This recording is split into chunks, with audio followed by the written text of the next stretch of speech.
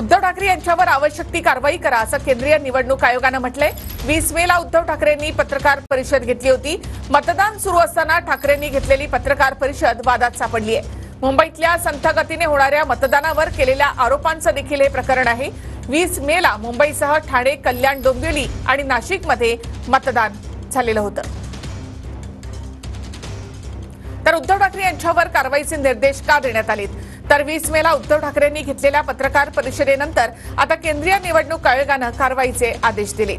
राज्य निवडणूक आयोगाने पाठवलेल्या अहवालानंतर केंद्रीय निवडणूक आयोगानं हे आदेश दिले आहेत।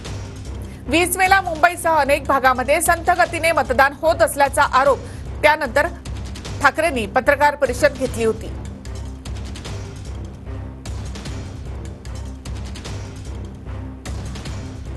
तर ठाकरेंवर आवश्यक ती कारवाई करा असे निर्देश केंद्रीय निवडणूक आयोगाने दिले। आशिष शेलार यांच्या तक्रारीनंतर राज्य निवडणूक आयोगाकडून ठाकरेंच्या पत्रकार परिषदेची निवडणूक आयोगाने दखल घेतली आहे। राज्य निवडणूक आयोगाने ठाकरेंची पत्रकार परिषद तपासामध्ये अहवाल तयार केला।